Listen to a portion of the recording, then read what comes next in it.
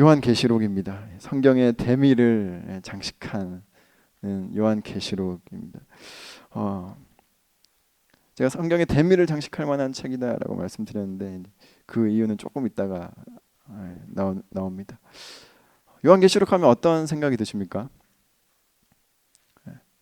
아마 성경 중에 가장 손이 덜 간 부분이 성경의 꼭 마지막에 있어서뿐만이 아니라 그 내용이 보면 뭐 희귀하고 뭐 진귀하고 뭐 이렇게 희한하고 이렇게 생각되기 쉬운 책이 요한계시록인 것 같아요. 그래서 많은 분들이 요한계시록을 조금 어려워하고 영지주의적으로 표현하면 굉장히 신령한 책이다 이렇게 느끼시는 것 같습니다. 그래서 오늘 요한계시록을 조금 더 어떻게 하면 좀 편하게 읽을 수 있을까라는 부분을 저희들이 함께 봤으면 좋겠는데요. 사도 요한이 그 반모섬의 마지막 그 인생의 노년에 유배 당했을 때 거기서 환상을 보고 그 환상을 기록한 것이 요한계시록입니다. 누구에게 썼을까요? 소아시아 7교회에 요한계시록 1장에 보면 아시아에 있는 7교회에 편지하노니, 그래서 요한계시록도 무엇이다? 편지입니다. 편지. 누군가에게 무언가를 이렇게 전달을 하는 것이죠. 기록 목적은 무엇이었냐면 그 당시가 이제 로마의 치하에 있었잖아요. 그래서 로마 정부와 정면 충돌할 수밖에 없었던 그 성도들을, 아시아의 7교회 성도들을 위로하고 권면하고 또 예수 그리스도의 궁극적인 그 승리를 보여줌으로써 우리의 최종의 승리가 예수님께 있다라는 것을 이렇게 소망하게 하기 위한 책이 바로 요한계시록이에요. 조금 우리가 시대적인 배경을 알 필요가 있는데, 이 당시에 이 로마를 다스렸던 황제가 도미티아누스라는 황제입니다. 네로 황제 다음 황제예요. AD 81년부터 한 96년 그 사이에 도미티아누스가 다스렸는데 사실 네로 황제 때보다 훨씬 더 그리스도인들이 심각한 박해 상황 속에 있었던 시대입니다. 왜냐하면 물론 네로 때 제가 강의 때 몇 번 말씀드린 것 같은데, 네로 때 받았던 그 기독교인들의 박해는 어떤 박해였죠? 이 네로 황제가 그 혼란한 그 민심을 수습하기 위해서 이제 유대인들을 희생양 삼은 겁니다. 기독교인들을. 로마의 화제는 기독교인들이 방어한 것이다 이렇게 거짓 소문을 흘려가지고 그 당시에 아주 유약한 세력이었던 그런 기독교 종파를 말살하려고 했던, 사실 정치적 액션에서 나왔던 박해였어요. 그리고 그들이 세력이 작았기 때문에 받을 수밖에 없었던 그런 억압이었습니다. 그런데 도미티아누스 황제로 정권이 바뀌면서 완전히 새로운 박해가 이 성도들에게 와요. 그거 뭐냐면 이 도미티아누스는 물론 그 이전까지의 그 로마 황제들이 자기 어떤 위대함을 이렇게 굉장히 과시했지만 자신과 신을 동일시하는 황제는 없었습니다. 신이 있었어요, 로마에도. 그 신의 대리자 또는 신 바로 아래에 있는 사람으로서 황제였지.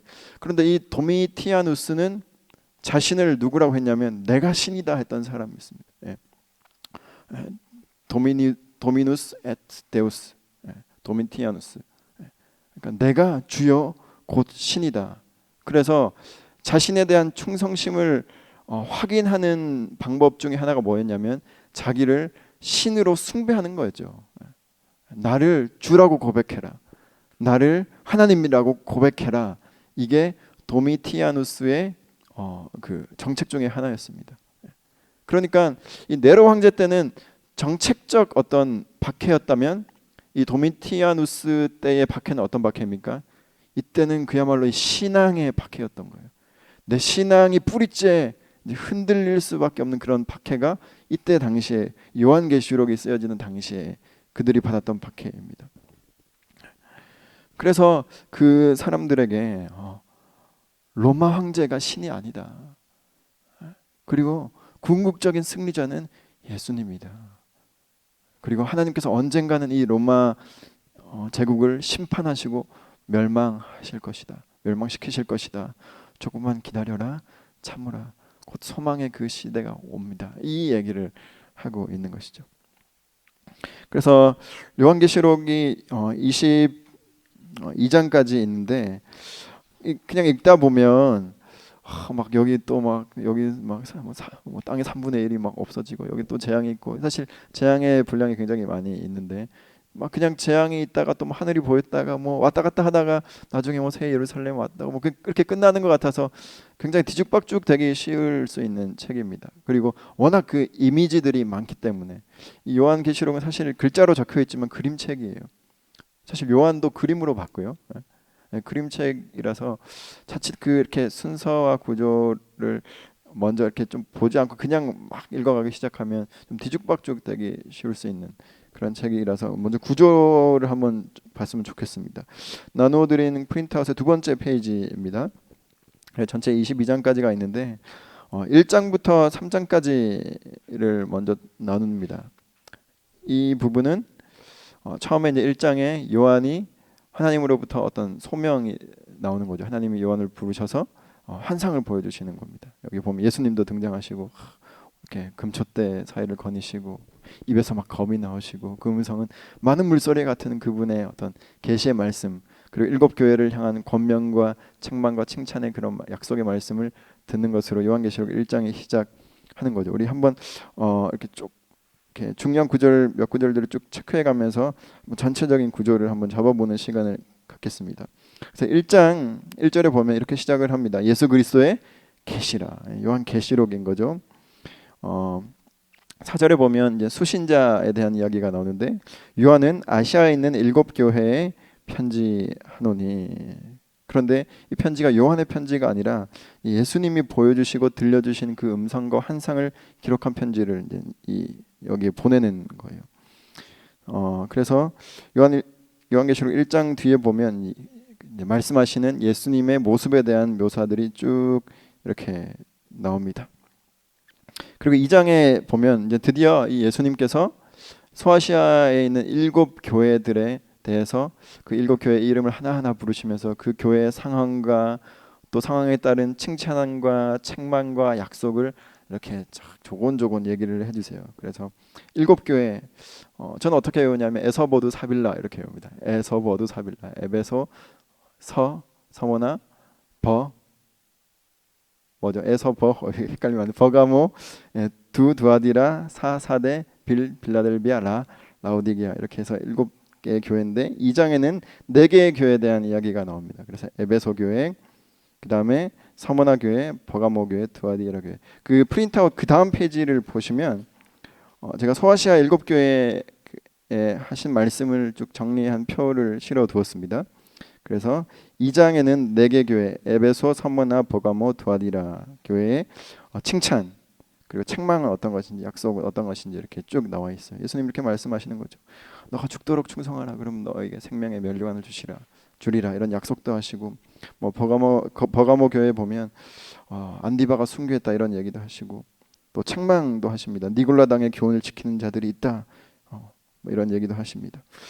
그리고 이제 3장으로 넘어가면 또 나머지 3개 교회, 사대 교회, 빌라델비아 교회, 라오디게아 교회 이렇게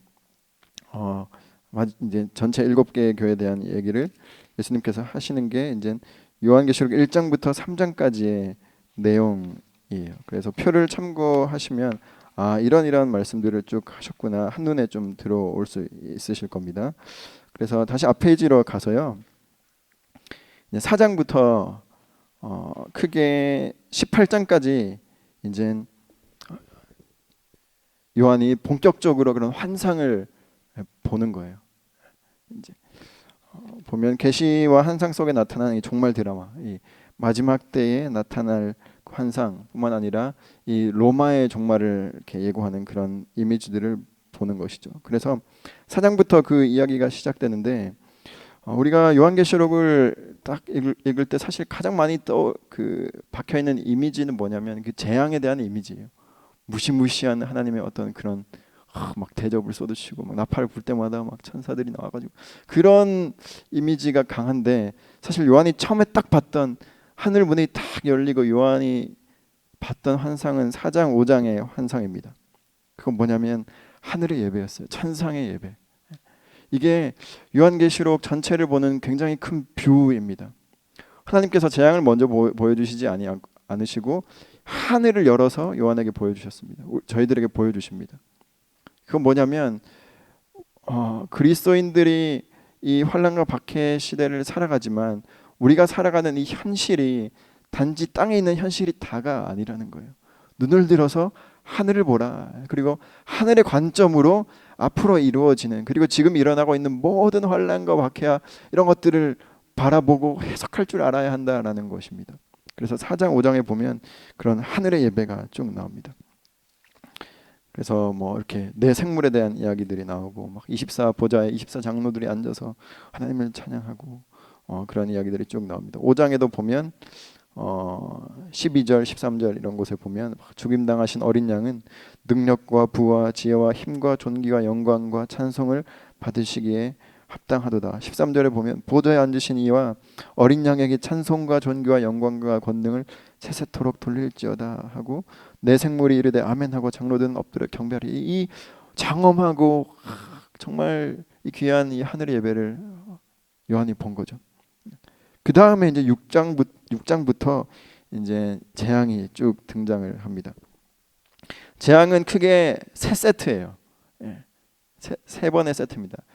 7개씩 세 세트라고 보시면 됩니다. 그래서 7인 재앙이 있고 봉인이 해제될 때마다 나오는 재앙이 있고 7 나팔 재앙입니다. 천사가 나팔을 불 때마다 이제 쏟아지는 그런 재앙이 있고, 그리고 대접 재앙입니다. 그 7개의 대접이 접시가 쏟아질 때마다 이제 그 재앙이 일어나는 크게 세 세트의 재앙이 여기에 나오는데, 그 재앙 사이사이에 또 여러 가지 이제 환상들이 쭉 있는 거죠. 첫 번째는 7인의 재앙이 6장 7장에 나옵니다. 그래서 6장 7장에 보시면, 그리고 프린트아웃 그 두 번째 페이지에 보시면 제가 이제 재앙에 대한 이 세 번의 재앙에 대한 내용도 표로 정리를 해 두었습니다. 그래서 그 표를 한번 보시면 그 재앙 모두가 다 7번이에요.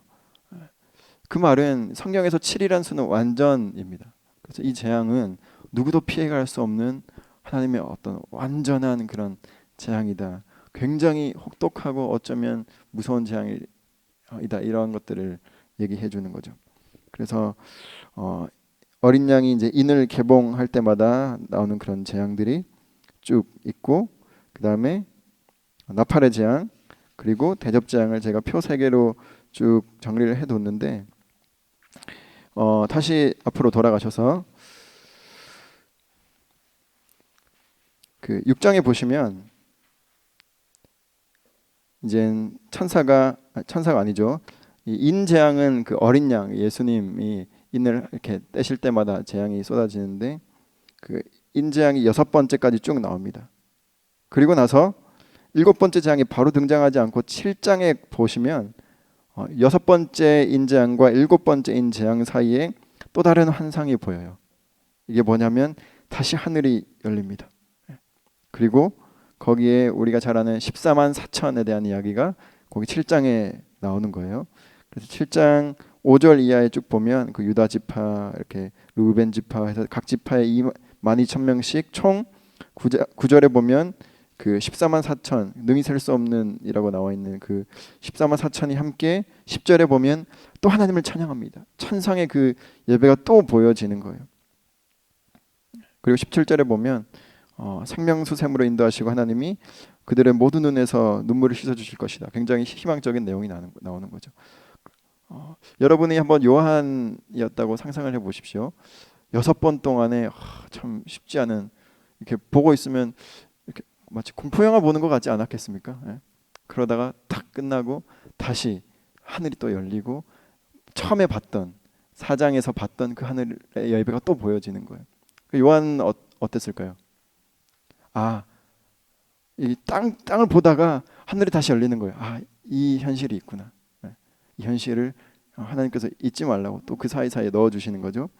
뭐 이렇게 신학자들은, 성서학자들은 간주곡이라고도 합니다. 이 재앙 사이에 간주곡이 이렇게 있다.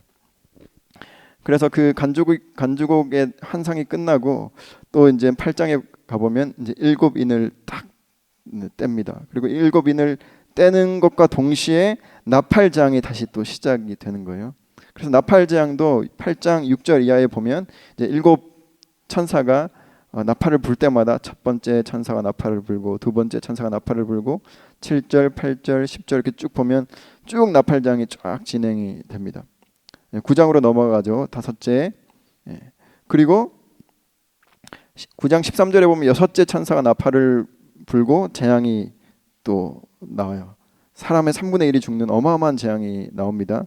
그리고 나서 10장에 가보면 또 7번째 나팔 재앙이 나오기 전에 또 잠시 스탑하고 뭐가 나올까요? 또 다른 환상이 또 나오는 거예요. 패턴이 있는 겁니다. 6번 재앙을 보고 한 번에 또 다른 환상을 보고 또 마지막 7번째 환상을 보는 이런 식으로 재앙 환상은 진행이 돼요. 그래서 10장에 보시면 이 이제 그 천사가 나와가지고 이렇게 두루마리를 들고 9절에 보시겠습니까? 9절에 보시면 이 두루마리를 갖다 먹으라. 먹으면 입에는 다나 배는 쓸 것이다 이런 얘기를 합니다. 그리고 11절에 보면 이 두 증인에 대한 이야기가 나옵니다. 근데 이 두 증인이 하는 일이 어떤 일인가가 11장에 쭉 나오는 것이죠. 재앙과는 전혀 또 상반된 어떤 소망에 대한 어떤 승리를 예견하는 그런 환상을 또 보는 거예요. 마치 광고 잠깐 보고 가시겠습니다. 이것과는 좀 다르지만 재앙을 또 6번을 보고 또 다시 한번 현실을 기억하는 겁니다. 하나님께서 보여주시는 하늘의 현실, 우리가 잊지 말아야 하는 그 하늘의 현실을 또 보고 그 다음에 이제 7번째 나팔 재앙이 11장 15절에 시작이 돼요.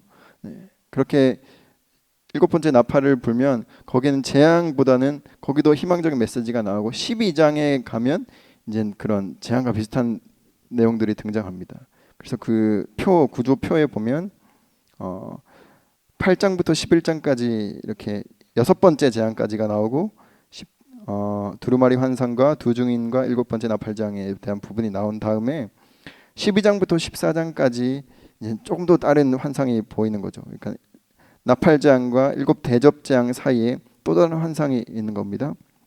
여기에 보면 여자가 나오고 이제 또 붉은 용이 나오는 환상을 봐요. 그리고 13장에 보면 바다에서 한 짐승이 올라와 가지고 막 사람들을 죽이고 또 그런 일들을 합니다. 그리고 그 유명한 13장 18절에 보면 666이라는 숫자가 나오죠. 이 666이라는 숫자는 네로 황제에 대한 언어 유의적 표현입니다. 네로 황제를 당시에 이제 썼던 그 히브리어나 헬라어는 그 알파벳 자체에 숫자가가 있다고 말씀을 드렸습니다. 그래서 네로와 이 666은 동음이의어인 거예요. 그래서 마치 우리 그 일제 시대 때 많은 어떤 시인들이 또 이렇게 우리나라 민주화가 진행되던 그 시기에 많은 어떤 문학가들이나 시인들이 그런 표현을 쓰지 않았습니까? 이렇게 당시의 상황과 어떤 특정 인물과 특정 어떤 것들을 잇대어서 이렇게 그런 민주화나 어떤 독립을 이렇게 문학적으로 표현해내는 그런 것들을 하나님께서 요한에게 보여주신 겁니다. 왜냐하면 이 편지가 회람서신이거든요. 소아시아 7교회에 있는 사람들에게 읽혀져야 하는 회람 서신입니다. 근데 그 내용이 어떤 내용입니까? 로마가 망할 거다. 이게 내용이에요. 하나님이 주님이시다. 도미티아누스 황제가 주가 아니고 신이 아니고 하나님이 참 신이다. 이게 내용이거든요. 근데 그거를 그렇게 노골적으로 써가지고 편지를 돌리면 어떻게 될까요? 잡혀 들어가는 거죠. 바로 검열에 걸리는 겁니다. 누가 이거 편지를 유출하기라도 하고 누군가에게 로마인에게 보여주면 로마 군인이 손에 들어가면 딱 보고 얘네들 바로 이렇게 들어오는 겁니다. 그래서 다른 외부인이 보면 이거 뭐야 그냥 이렇게 그래서 이런 많은 그림들과 상징과 비유들을 하나님께서 이렇게 사용을 하신 거죠. 그래서 666이 나오고 14장에 가보면 다시 그 앞에서 봤던 14만 4천 명이 또 나와요. 또 다시 그 천상의 그런 14만 4천 명의 예배가 나옵니다. 그리고 나서 이제 15장부터 다시 이제 재앙이 시작이 됩니다. 7번째 7천사가 7재앙을 가졌는데 그건 바로 16장으로 이어지는 이제 일곱 대접의 그 재앙이에요. 15장에는 일곱 대접을 준비하는 내용이 나오고 16장에는 또 일곱 대접의 재앙이 직접적으로 쭉 나오는 거죠. 그래서 접시 하나씩 하나씩 쏟아질 때마다 이 땅에 어마어마한 재앙이 쭉 일어납니다. 그리고 나서 마지막 그 재앙이 끝나고 17장에는 특별히 어떤 얘기가 나오냐면 17장 18장에 이 큰 음녀로 상징되는 바벨론에 대한 이야기가 나오는데 이 바벨론은 결국 망할 것이다. 이게 17장 18장의 얘기예요. 근데 혹시 지난주 강의 내용 기억나십니까? 베드로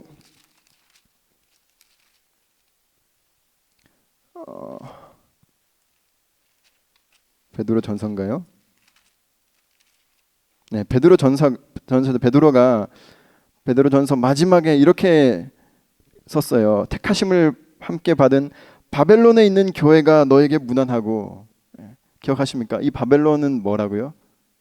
당시 그 기독교인들에게 바벨론 이꼴 로마였습니다. 로마. 그러니까 로마가 망할 거다 이 얘기를 동일하게 요한계시록 17장 18장에서도 하고 있는 것이죠. 그래서 21절에 보면 이런 얘기도 나옵니다. 큰 맷돌 같은 돌을 들어 바다에 던져 이르되 바벨론이 이같이 비참히 던져져 결코 다시 보이지 아니하리로다. 이건 뭐예요? 하나님이 그냥 로마를 그냥 번쩍 들어가지고 바다에 그냥 내팽개쳐 버릴 것이다.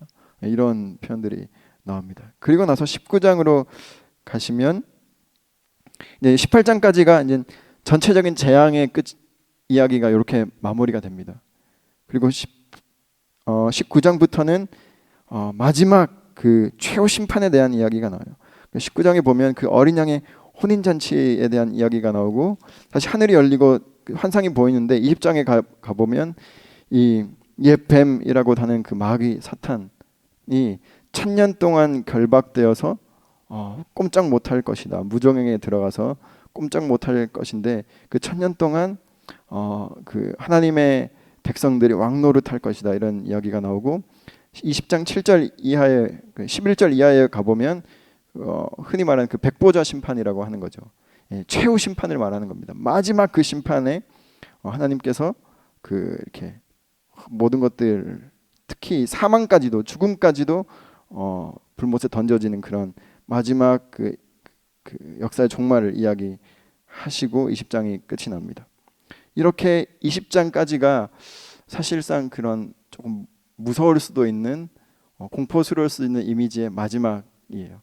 그리고 나서 21장에 완전히 분위기가 확 바뀌어서 21장 1절에 어떻게 되어 있죠? 또 내가 새 하늘과 새 땅을 보니 마치 하나님께서 처음에 창세기 1장 1절에 창조를 선언하신 보시기에 좋았더라 하신 그 창조를 선언하신 그 선언이 여기 다시 등장을 하는 겁니다. 그래서 새 예루살렘에 대한 이야기가 나오고 22장으로 넘어가면 그 예수님께서 오실 그 약속을 하심으로 요한계시록이 그렇게 마무리를 하게 돼요. 그래서 구조를 이렇게 조금 알고 요한계시록을 한번 집에 가셔서 읽어보시면 좋겠습니다. 1장부터 3장까지는 교회에 관한 얘기를 하시고 그다음에 4장부터 18장까지 그 재앙에 대한 긴 이야기들이 나오는데 그 재앙은 크게 세 세트. 인재앙과 그다음 나팔재앙과 그다음에 그 대접재앙이 나오고 그 재앙 사이사이에 어떤 환상들이 나옵니다. 그리고 마지막 19장부터는 그 하나님의 최후 승리를 이야기하는 내용들이 쭉 등장을 하는 거죠.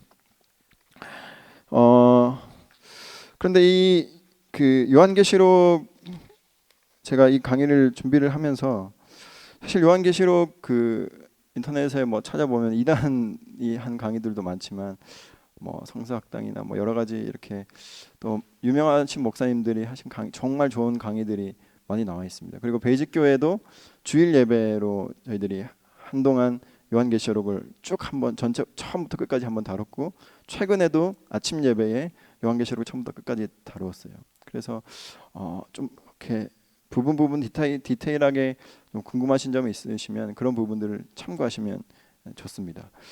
그런데 그런 것들은 인터넷 참고해도 좋은데 이 강의를 준비하면서 그러면 이 강의에서 우리가 좀 뭔가 조금 이걸 확실하게 좀 짚고 넘어가면 좋겠다 했던 부분들이 있었어요. 뭐냐면 구약 성경입니다. 구약 성경. 방금 우리가 요한계시록 전체를 한번 훑었는데 저희는 사실 유대인들이 아니라서 이렇게 읽으면서도 그런 생각이 들지 않았을 것 같아요. 그러나 이 당시에 이 소아시아 교회에 있었던 성도들은 이 요한계시록을 딱 읽는 순간 어떤 생각이 들었을까요? 이거 출애굽기네? 한번 생각해 보세요. 보시면 출애굽기와 요한계시록을 제가 표로 비교를 해두었습니다. 출애굽기에 보면 처음에 박해받는 히브리 노예에 대한 상황이 나옵니다. 그리고 나서 하나님께서 그 모세를 부르시죠. 어디에서 부르시나요? 마치 유배가 있는 것 같은 광야에서 모세를 부르세요. 그리고 모세를 향해서 요청하시고 이스라엘 백성들에게 요청을 하시는 장면이 나옵니다. 그리고 나서 뭐가 나옵니까? 10가지 재앙이 나오는 거예요. 애굽에 대한 어마어마한 그런 심판, 무시무시한 심판이 등장합니다. 그리고 나서 홍해를 도하하는 거죠. 거기 홍해에서 어떤 일이 일어납니까? 이스라엘 백성들을 뒤쫓아왔던, 끝까지 이스라엘 백성들을 죽이려고 했던 그 애굽의 군대가 거기서 최후 심판을 받아요. 그리고 나서 홍해 도하를 해서 출애굽기에 이제 사실 내용상으로는 민수기로 이어져야 되는데 출애굽기 그 홍해 도하 이후에 나오는 내용이 뭐냐면 바로 성막에 관한 이야기입니다. 성막. 그런데 그 성막을 어떻게 짓고 마지막에 성막이 완성되는 장면이 그 출애굽기 40장에 등장을 합니다. 그리고 출애굽기 40장 끝에 보면 단지 성막을 다 지은 것으로 끝나지 않고 뭐가 나올까요? 그 성막에 하나님의 영광이 임했다. 이 얘기가 나오는 게 출애굽기의 끝이에요. 여러분 요한계시록이랑 너무 똑같지 않으세요? 요한계시록도 보면 로마의 박해 속에 있는 그 성도의 상황 속에서 요한계시록이 기록되었습니다. 그리고 요한에게 임하는 그 환상이 나옵니다. 그리고 교회들에게 하나님께서 요청을 쭉 하시는 거예요. 제가 이거는 올려드리겠습니다. 카톡방에. 그리고 나서 일곱 심판, 세 세트의 일곱 심판이 나오는 거예요. 근데 이따가 좀 보겠지만 그 일곱 그 재앙들이 지금 한번 볼까요? 프린트아웃에 제가 그 일곱 재앙을 정리해둔 부분을 보면 좀 패턴이 있습니다. 아까 말씀드린 6번째, 7번째 사이 어떤 환상이 들어가는 패턴뿐만 아니라 첫 번째, 두 번째, 세 번째, 네 번째 요거 인재앙 말고 나팔재앙과 대접재앙을 한번 보시겠습니까? 첫 번째부터 네 번째 사이에 있었던 재앙을 보면 땅, 바다, 강, 하늘 이렇게 돼 있어요. 이 재앙이 내려지는 대상이 어디냐면 그 공간이 어디냐면 땅, 바다, 강과 하늘입니다.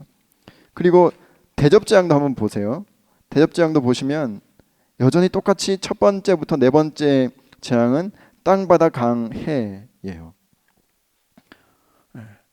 딱 보면 이거 우리 그 선조들이 출애굽할 때 애굽에 하나님께서 내리셨던 재앙이랑 똑같네.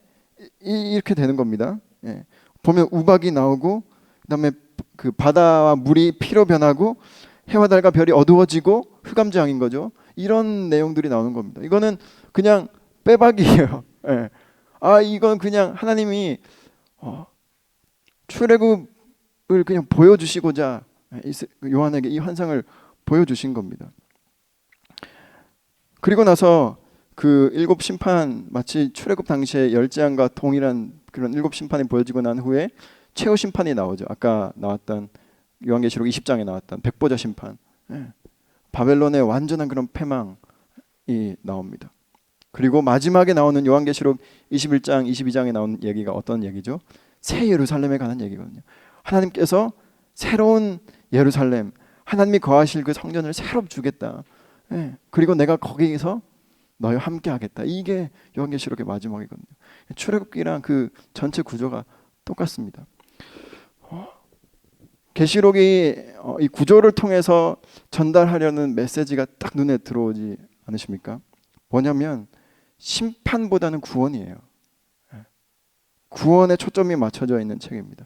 그러니까 이스라엘 백성들은 이걸 읽으면서 마치 우리 민족이 그 이스라엘 매년 6월절을 지키며 회상하고 기억하며 기억했던 그 출애굽 출애굽의 사건을 요한계시록을 읽으면서 또다시 경험을 하는 겁니다. 아, 그때 당시에 그 애굽의 압제로부터, 이집트의 압제, 파라오의 압제로부터 우리를 구원하셨던 것처럼 하나님께서 우리를 지금 저 로마 황제의 압제로부터, 저 로마 제국의 압제로부터 우리를 꺼내 주실 것이다, 구원해 주실 것이다. 이 구원의 메시지인 거예요. 우리는 요한계시록을 이 시대에 어떻게 읽어야 하겠습니까? 이 지금 세상에 왕노릇하는 사람들 누구입니까? 돈을 진 사람들, 공중권세 잡은 자들. 하나님께서 우리를 여기서부터 엑소더스 해주실 것이다.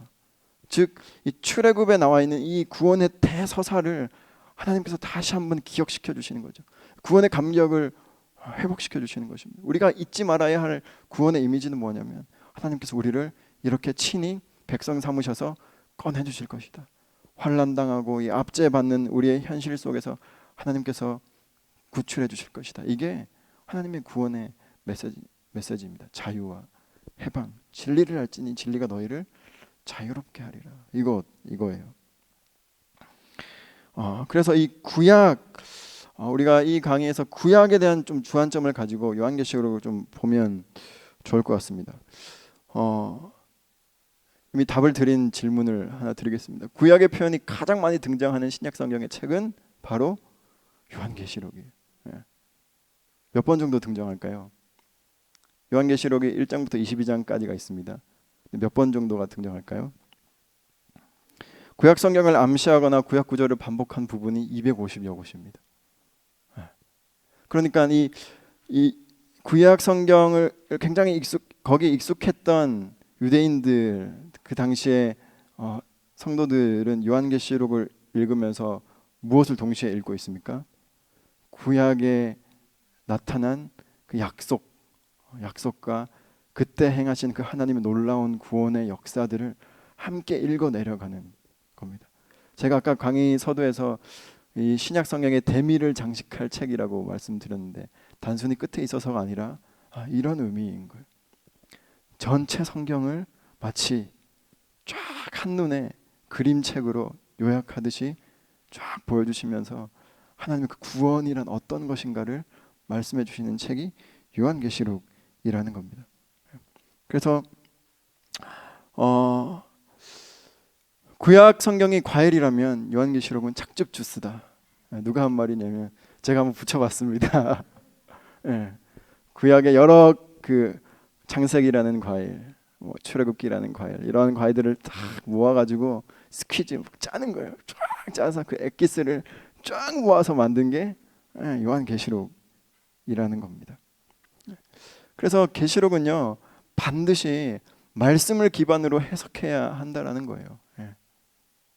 우리가 계시록을 읽으면서 자주 빠지는 오류가 뭐냐면 여기에 나오는 현란한 그런 이미지들 때문에 마치 이미지 자체에서 이 환상 자체로부터 해석을 시작하려는 그런 시도들이 있는데 그렇게 가면 그 환상이 공상으로 이어집니다. 전혀 성경의 의도와 맥락과는 다른 내 자의적인 공상으로 빠지다가 나중에 망상하게 되는 거죠. 그 망상의 일종이 무엇입니까? 몇 월, 며칠, 몇 시, 몇 분, 몇 초 이런 얘기를 하는 거예요. 막 집 팔고 그런 얘기를 하는 겁니다. 그래서 철저하게 이건 구약적인 환상입니다. 그리고 앞서 우리가 이 요한계시록이 편지라는 사실을 우리가 알고 읽었습니다. 여러분 누가 여러분에게 위로와 격려의 편지를 썼는데 읽어보는데 무슨 말인지 모르겠는 거예요. 그게 여러분 위로와 격려가 됩니까? 안 되는 거예요. 여러분 알아들어야 위로와 격려가 되는 겁니다. 하나님께서 이 요한에게 이 환상을 보여주시고 이거를 기록해서 전달하라고 하셨을 때는 마치 어려운 시험 문제를 내신 게 아니라는 거예요. 그 당시에 환난 중에 있던 성도들을, 하나님의 백성들, 정말 사랑하는 하나님의 자녀들을 위로하고자, 조금만 기다려라, 이렇게 위로하고 격려하고 그 소망을 주고자 쓴 편지라는 것을 감안하면 여기에 나오는 그런 이미지들은 어떤 이미지입니까? 그 당시에 이 요한계시록을 읽었던 사람들의 굉장히 친근하고 익숙했던 이미지였다라는 거예요. 그게 어디에 나왔던 이미지였을까요? 바로 구약적인 환상이라는 겁니다. 그래서 이 요한계시록을 읽으면 마치 그런 거예요. 최근에 아니죠. 몇 년 전에 응답하라 시리즈가 이렇게 인기리에 방영됐는데 혹시 안 보신 분 계십니까? 모르는 분 안 계시죠? 어, 충격적입니다. 저도 다 보진 않았어요. 몇 커트를 봤는데 그 거기에 인상적인 장면이 거기 어떤 꼬마아이가 나오는데 꼬마아이가 그 옛날에 껌 사면 껌 안에 만화책 조그만 거 들어있던 거 그거 보는 장면이 나오는 거예요. 제가 그걸 딱 보면서 마치 저의 어린 시절이 쫙 파노라마처럼 머릿속에 연상이 되는 겁니다. 그런 역할을 요한계시록 환상들이 하는 거예요. 이걸 읽는 사람들이 이 환상을 보면 구약의 표현들이 탁탁탁탁 이 표현은 어디 나왔던 표현인데 그러면서 그때 그 구약에서 말씀하고자 했던 그 메시지들이 중첩돼서 쫙 이렇게 펼쳐지고자 하는 게 이 요한계시록의 환상의 역할이라는 것입니다. 그래서 하나님의 약속을 떠올리게 하고 하나님의 구원을 떠올리게 하고 그리고 그걸 통해서 지금 내가 겪고 있는 현실을 어떻게 바라볼 것인가 이것을 해석해내는 그런 역할을 하는 게 요한계시록의 환상이라는 겁니다. 물론 우리는 지금 이 계시록이 쓰여진 지 2000년이라는 시간이 지났고 또 이 당시에 살았던 사람들이 아니기 때문에 한 번 더 이런 보충적인 설명이 필요하긴 합니다. 그렇지만 이 요한계시록 가장 잘 이해하는 방법은 바로 성경을 열심히 읽는 거예요. 읽다 보면 이 탁탁 이렇게 연결되는 그런 좀 시점들이 있을 겁니다. 그래서 구약의 장면들과 연결해서 읽는 게 굉장히 중요한 거예요. 그래서 몇 가지만 몇 구절들만 조금 저희들이 살펴보고 이 계시록 강의를 마무리를 하도록 하겠습니다. 마지막 페이지 프린트아웃 마지막 페이지에 보시면 제가 한 20개 정도를 추려왔어요. 제가 다 볼 건 아니고 이것 외에도 사실은 직접적인 그 구약의 표현과 겹치는 부분만 이거보다 훨씬 많지만 제가 이 정도로 추려왔는데 그 구약의 마치 내용을 암시하는 듯한 부분은 아까 말씀드렸던 대로 250여 권. 그러니까 요한계시록 전체가 그냥 구약 성경의 착즙 주스라고 보시면 됩니다. 그 중에 몇 군데를 한번 조금 살펴봤으면 좋겠습니다. 1장 6절 요한계시록 1장 6절인데요. 요한계시록 1장 6절에 보면 이런 표현이 나와요. 그의 아버지 하나님을 위하여 우리를 나라와 제사장으로 삼으신 이런 표현들이 나오죠. 근데 이런 표현은 그 히브리인들에게 굉장히 익숙했던 표현입니다. 출애굽기 19장 6절 한번 펼쳐볼까요? 출애굽기 19장 6절입니다. 19장 6절 읽겠습니다. 시작. 너희가 내게 대하여 제사장 나라가 되고 거룩한 백성이 되리라. 너는 이 말을 이스라엘 자손에게 전할지리라. 이런 식으로 이렇게 딱 읽으면 어디에 나왔던 말씀 이렇게 계속 나오는 겁니다. 그리고 표에 보시면 1장 요한계시록 1장 1장에 예수님에 대한 묘사도 그냥 요한이 정말 난생 처음 보는 그런 광경을 본 게 사실은 아니라는 거예요. 구약 성경에서 읽었던 장면을 하나님 다시 보여주시는 겁니다. 옆에 보시면 다니엘서 그다음에 에스겔서에 나왔던 환상을 이렇게 환상이 섞인 듯한 장면이 그렇게 나옵니다. 또 어디를 좀 살펴보면 좋을까요? 6장 1절 8절 한번 볼까요? 요한계시록 6장 1절부터 8절입니다. 요한계시록 6장 1절부터 8절에 보면 이 봉인이 떼지는 그 재앙에서 어떤 표현들이 나오냐면 말을 탄 사람, 네 사람이 나옵니다. 이것도 그냥 요한이 하나님한테로부터 받은 그냥 난생 처음 보는 환상이 아니라 여기 보시면 스가랴에 나왔던 장면이었습니다. 스가랴 6장에 가보시면 또 이 네 명의 말 탄 사람이 쭉 나옵니다. 그리고 표를 쭉 보시면 7장 5절 8절에 보시면 12지파의 14만 4천 명 이야기 아까 저희들이 잠깐 읽었는데 이것도 그냥 처음 보는 장면이 아니라 민수기 2장의 장면인 거예요. 민수기 2장에 보면 물론 숫자는 맞지 않습니다. 그러나 동일한 묘사가 나와요. 유다 지파로부터 쭉 지파들이 쫙 소개가 되고 그 지파들마다 전쟁에 나가서 싸울 수 있는 용사의 숫자가 몇 명인지가 쫙 나옵니다. 거기에 총 합은 한 60만 명 정도가 되는 걸로 계수가 되어 있어요. 그런 요한계시록에서는 그것을 10이라는 숫자로 다 맞추는 거죠. 예. 완벽을 의미하는. 예.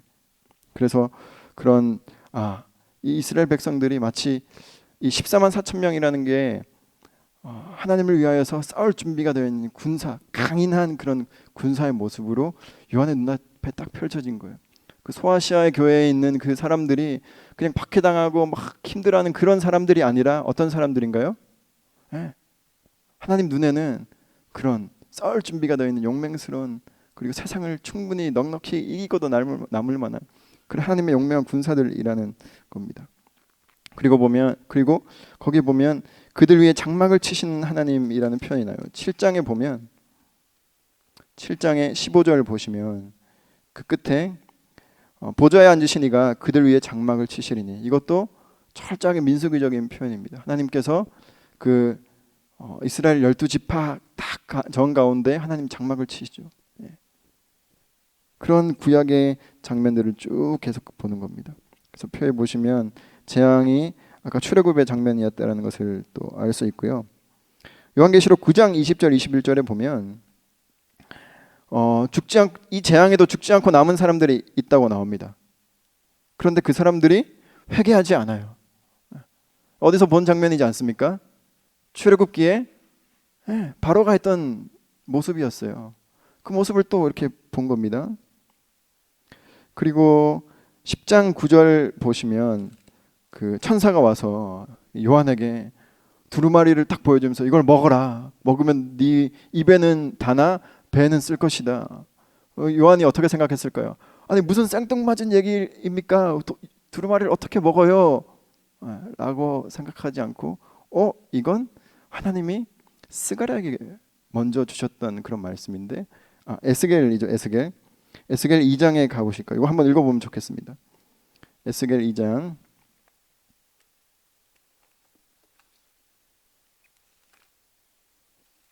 에스겔 2장 9절부터 3장 3절까지입니다. 찾으셨나요? 함께 읽어보겠습니다. 시작. 내가 보니 보라, 한 손이 나를 향하여 펴지고 보라, 그 안에 두루마리 책이 있더라. 그가 그것을 내 앞에 펴시니 그 안팎에 글이 있는데 그 위에 애가와 애곡과 재앙의 말이 기록되었더라. 또 그가 내게 이르시되 인자야, 너는 발견한 것을 먹으라. 너는 이 두루마리를 먹고 가서 이스라엘 족속에게 말하라 하시기로, 내가 입을 벌리니 그가 그 두루마리를 내게 먹이시며 내게 이르시되 인자야, 내가 내게 주는 이 두루마리를 내 배에 넣으며 내 창자에 채우라 하시기에 내가 먹으니 그것이 내 입에서 달기가 꿀 같더라. 예.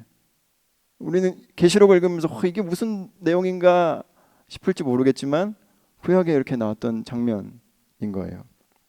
그런 식으로 대부분의 사실 그 요한계시록의 장면들이 구약의 그 장면들을 연상시키는 그런 장면들입니다.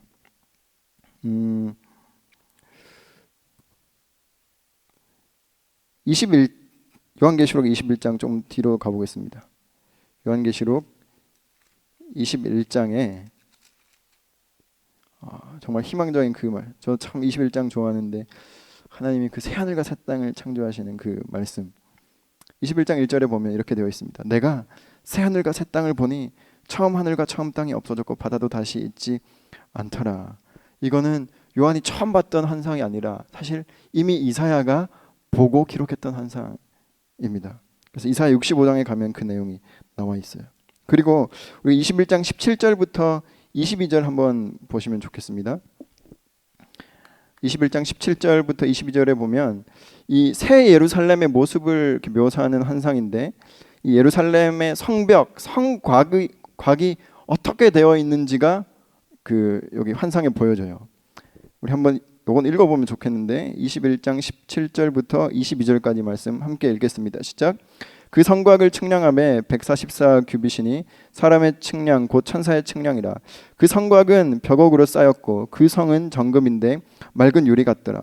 그 성의 성곽의 기초석은 각색 보석으로 꾸몄는데 첫째 기초석은 벽옥이요 둘째는 남보석이요 셋째는 옥수요 넷째는 옥보석이요 다섯째는 홍만호요 여섯째는 홍보석이요 일곱째는 황옥이요 여덟째는 노곡이요 아홉째는 담황옥이요 열째는 비취옥이요 열한째는 청옥이요 열두째는 자수정이라.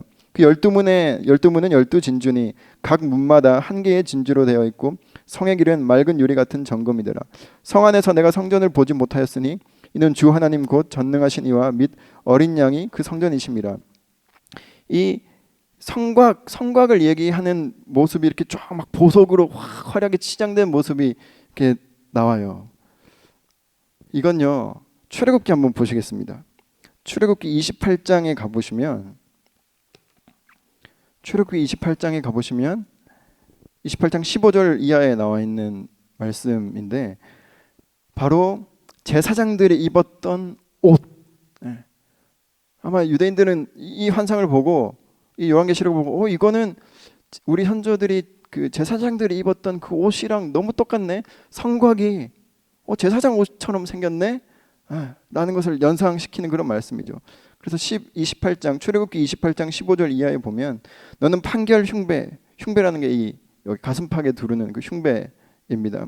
흉배를 에봇 짜는 방법으로 금실과 청색 자색실과 이렇게 쭉 나옵니다. 보면 12보석으로 나와요. 21절에 보면 이 보석들은 이스라엘 아들들의 이름이니 12이라. 보석마다 12지파에 한 이름씩 도장을 새기는 법으로 새기고 나와 있는데 그 요한계시록 21장에 보시면 저희가 방금 읽었던 말씀 바로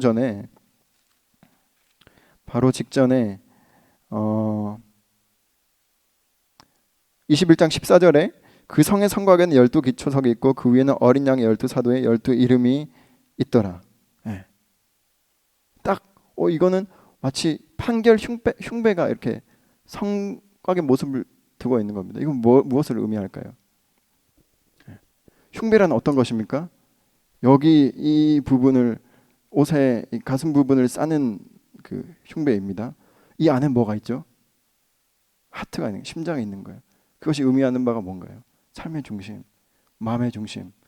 그러니까 요한이 봤던 이 새 예루살렘 그 환상의 그 성곽이 마치 제사장의 판결 흉배처럼 쫙 둘러서 있다라는 건 그 안에 있는 성전이 뭐라고요? 삶의 중심을 이야기하는 거예요. 근데 거기에 누가 임재하는 것입니까? 하나님이 임재하는 것을 요한계시록 21장, 22장의 그 환상이 보여주고 있는 겁니다. 이렇게 철저하게 구약의 말씀으로부터 요한계시록으로 가야 되는 거예요. 환상으로. 거꾸로, 그러니까 여기서부터 환상으로부터 시작하면 정말 별별 해석들이 난무하게 되는 겁니다. 성경과는 아무 상관이 없는.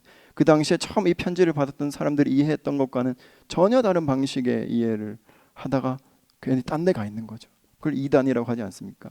끝이 다른 결과를 맞이하게 되는 겁니다. 그리고 처음과 마지막, 나는 알파와 오메가요, 처음과 나중이다. 이것도 요한이 처음 들었던 말이 아니고 이미 이사야가 들었던 말을 기록해 놓은 것입니다.